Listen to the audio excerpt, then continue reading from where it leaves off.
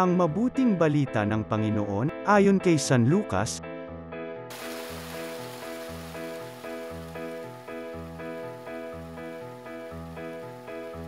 Noong panahong iyon, ipinahayag ni Maria ang awit na ito, "Ang puso ko'y nagpupuri sa Panginoon, at nagagalak ang aking espiritu dahil sa Diyos na aking tagapagligtas.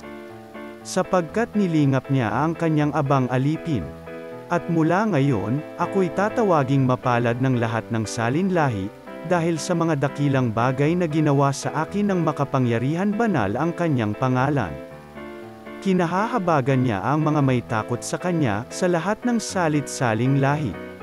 Ipinakita niya ang lakas ng kanyang mga bisig, pinanggalit niya ang mga palaloang isipan.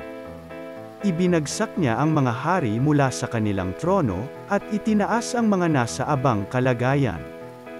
Binusog niya ng mga mabubuting bagay ang mga nagugutom, at pinalayas niyang wala ni anuman ang mayayaman. Tinulungan niya ang kanyang bayang Israel, bilang pagtupad sa pangako niya sa ating mga magulang, kay Abraham at sa kanyang lahi, magpakailanman." Nanatili si Maria kina Elizabeth ng may 3 buwan at saka umuwi. Ang mabuting balita ng Panginoon.